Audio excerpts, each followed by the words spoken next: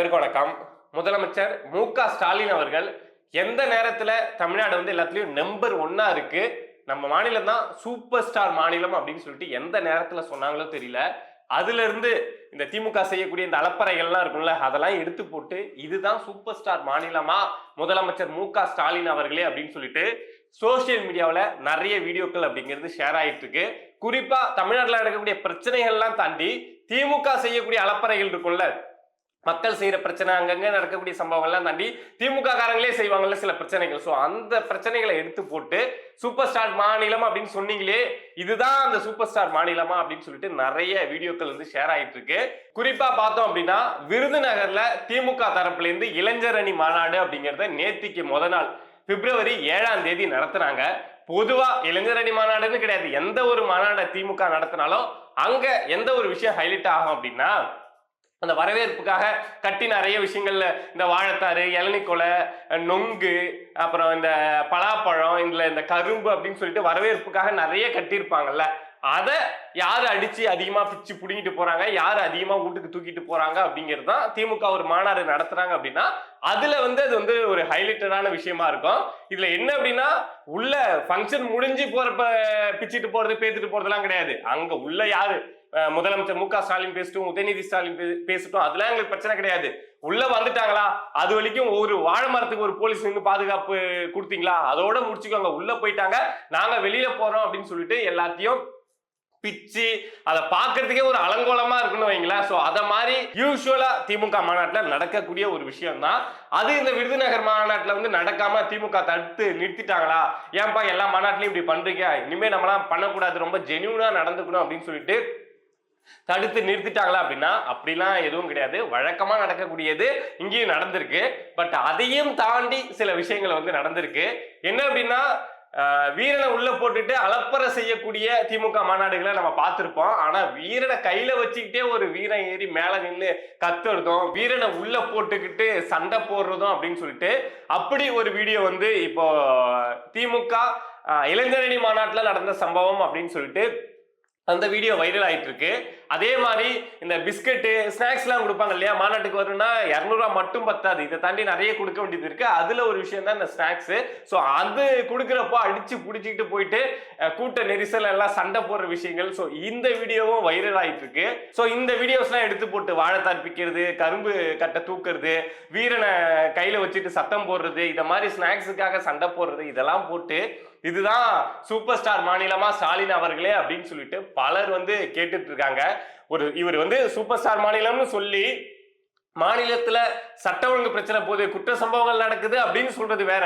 ஆனா இவங்க கட்சிக்காரங்களே இப்படி பண்றாங்க, கட்சிக்காரங்களே இப்படி வச்சுட்டு நீங்க சூப்பர் ஸ்டார் மாநிலம்னு சொல்றீங்களே அப்படின்னு கேள்வி கேட்கறது இதோட மட்டும் முடிஞ்சிருச்சு அப்படின்னு பார்த்தா, 7ஆம் தேதி இந்த சம்பவம் நடந்ததா, இந்த மாநாடு நடந்து இந்த அலப்பறை இவரு அந்த சூப்பர் ஸ்டார் மாநிலம்னு சொன்னார்ல, 7ஆம் தேதி இந்த சம்பவம் முடிஞ்சுதா, 8ஆம் தேதி நேத்தி வந்து இது சம்பந்தமா ஒரு வீடியோவே போட்டிருந்தேன்.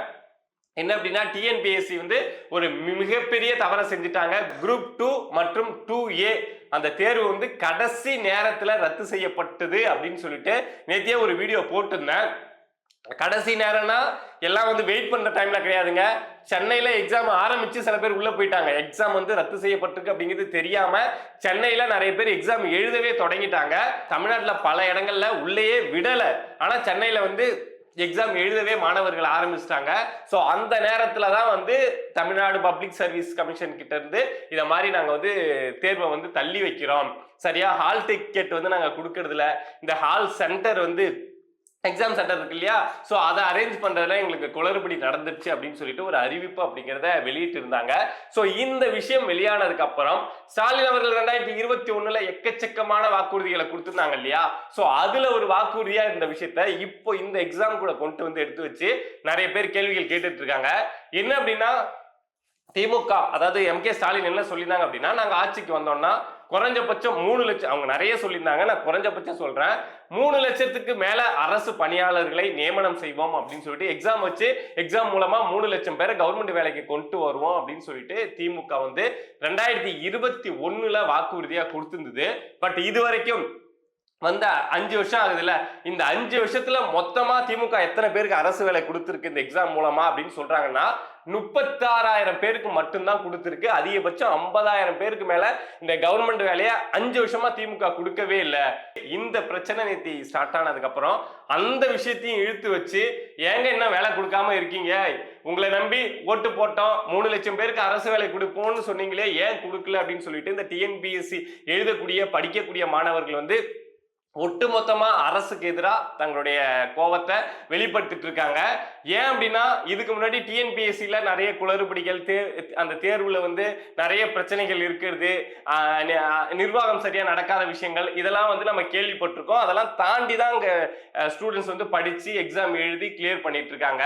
அப்படி ஆல்ரெடி அவங்க நிறைய டிஃபிகல்டிஸ் அப்படிங்கிறத ஃபேஸ் பண்ணி தான் ஒரு நபர் வந்து கவர்மெண்ட் ஜாபுக்கு வர முடியுது. அப்படி இருக்கப்போ ஒரு எக்ஸாமை கூட தமிழ்நாடு அரசு ப்ராப்பரா நடத்தல. டேட் அறிவிச்சிட்டீங்க, கொஸ்டின் பேப்பர் எல்லாம் சென்டருக்கும் டிஸ்ட்ரிபியூஷன் ஆயிடுச்சு, எல்லாருக்கும் அறிவிப்புகள் போயிடுச்சு, எல்லாரும் எக்ஸாம் சென்டருக்கும் வந்துட்டாங்க. இந்த எக்ஸாம்லாம் வந்து பலாயிரக்கணக்கான பேர் வந்து ப்ரிப்பேர் ஆயிருப்பாங்க.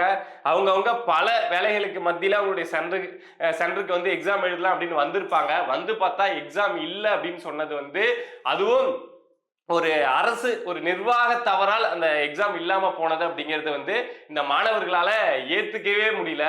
ஏற்கனவே டிஎன்பிஎஸ்சில அவ்வளவு பிரச்சனை இருக்கு, ஆனா இப்ப தேர்வு நடத்துறதுலயும் பிரச்சனையா? இதுக்கு காரணம் வந்து என்ன சொல்றாங்க அப்படின்னா டெக்னிக்கல் ஃபால்ட் நடந்துருச்சு அப்படின்னு சொல்றாங்க. பட் ஆனா நிறைய பேர் என்ன கேள்வி கேட்கறாங்க அப்படின்னா இது உண்மையாலும் டெக்னிக்கல் ஃபால்ட் தானா, இல்ல இதை தாண்டி சும்மா பேருக்கும் ஊருக்கும் எக்ஸாம் அறிவிச்சிட்டு பின்னாடி இருந்து இந்த பணம் வாங்கிட்டு எல்லாத்தையும் ஃபில் பண்ணுவீங்களா, அந்த மாதிரி ஃபில் பண்ணிட்டாங்களா? ஸோ எங்களை வந்து அப்படியே மூளைச்சலவை பண்றதுக்கு சும்மா காலத்தை கடத்துறதுக்காக இதை மாதிரி எங்களை வச்சு ஒரு டிராமா நடத்திட்டு இருக்காங்களா? இப்போ உண்மையாலும் இந்த தேர்வு இப்ப நிறுத்தப்பட்டதுல இனிமே எப்ப நடத்தப்படும், இந்த ஆட்சியில நடத்தப்படுமா, இல்ல இனிமே அடுத்த ஆட்சி வந்துதான் நடத்தணுமா? இந்த தேர்வு இதுக்கு ப்ரிப்பேர் ஆனவங்களுடைய அந்த வாழ்க்கை இன்னும் எத்தனை மாதம் வந்து காத்திருக்க வேண்டியது இருக்கு, இனிமே திரும்ப எப்போ இந்த எக்ஸாம்லாம் வரப்போகுது அப்படின்னு சொல்லிட்டு ஒட்டுமொத்தமா ஸ்டாலின் அவர்களை பார்த்து இந்த டிஎன்பிஎஸ்சி அப்படின்னா நம்ம சாதாரணமா எடுத்துக்க கூடாதுங்க. ஏன்னா இந்த அந்த கம்யூனிட்டியில படிக்கக்கூடியவங்க மட்டுமே மினிமம் ஒரு 10 லட்சம் பேர், மினிமம் 10 லட்சம் பேர் இருப்பாங்க டிஎன்பிஎஸ்சியை ரொம்ப டீப்பா ஃபாலோ பண்ணி படிக்கக்கூடியவங்க. ஸோ அவங்க எல்லார் மத்தியிலுமே இந்த விஷயம் அப்படிங்கிறது ஒரு கோபத்தை ஏற்படுத்தி இருக்கு. ஏன்னா இதுக்கு முன்னாடி வந்து டிஎன்பிஎஸ்சில குளறுபடிகள் இருக்கு அப்படிங்கிறது மன உளைச்சல்ல இருந்திருக்கும். ஆனா ஒரு எக்ஸாம கூட ஒரு அரசு வந்து சரியா நடத்தல. இந்த டிஎன்பிஎஸ்சி எக்ஸாமுக்கு இவ்வளவுதான் இந்த அரசு முக்கியத்துவம் கொடுக்குதா, அரசுடைய நிர்வாகம் இந்த அளவுக்கு தான் இருக்கா அப்படிங்கிற கோபத்தை இந்த விஷயம் இந்த எக்ஸாம் கடைசி நொடியில நீங்களே யோசிச்சு பாருங்க. உலகத்துல எங்கேயாவது நடந்திருக்குமா? ஒரு ஸ்டேட் ஃபுல்லா எக்ஸாம் நடக்குது, அதுல சில இடங்கள்ல வந்து பாதி பேர் எக்ஸாம் எழுத தொடங்கிட்டாங்க, சில இடங்கள்ல வெளியில வெயிட் பண்ணிட்டு இருக்காங்க. அந்த நேரத்துல வந்து எக்ஸாம் ரத்து செய்யப்படுது அப்படின்னு ஒரு அறிவிப்பு உலகத்துல ஏதாவது ஒரு மாநிலத்துல வந்திருக்குமா அப்படின்னு யோசிச்சு பாத்தீங்கன்னா உங்களால புரிஞ்சுக்க முடியும் தமிழ்நாட்டுல எவ்வளவு பெரிய ஒரு நிர்வாக சீர்கேடு நடந்திருக்கு, எவ்வளவு பெரிய ஒரு சொதப்பல் அப்படிங்கிறத இந்த விஷயத்தை நீங்களே புரிஞ்சுக்கலாம். இத மாதிரி பல விஷயங்கள் தமிழ்நாட்டில் சொதப்பி நிர்வாகம் சரியா செய்யாம பிரச்சனைகளா இருந்துட்டு இருக்க இந்த டைம்ல ஸ்டாலின் அவர்கள் சூப்பர் ஸ்டார் மாநிலம் அப்படின்னு சொன்ன விஷயம் அது கூட கம்பேர் பண்ணி நீங்க சூப்பர் ஸ்டார் மாநிலம்னு சொன்னீங்க, ஆனா ஒவ்வொரு நாளும் எவ்வளவு பிரச்சனைகள் நடக்குது அப்படின்னு சொல்லிட்டு எல்லாரும் சூப்பர் ஸ்டார் மாநிலம்னா இதுதானா, சூப்பர் ஸ்டார் மாநிலம்னா இதுதானா அப்படின்னு கேள்வி எழுப்புற மாதிரி நிறைய வீடியோஸை ஷேர் பண்ணிட்டு இருக்காங்க. தொடர்ந்து பேசுவோம். இதை மாதிரி நம்மளை சுத்தி நடக்கக்கூடிய விஷயங்களை நீங்க தெரிஞ்சுக்கணும் அப்படின்னு நினைச்சீங்கன்னா மறக்காம பிரபா டாக்ஸ் சேனலை சப்ஸ்கிரைப் பண்ணி சப்போர்ட் பண்ணுங்க. நன்றி.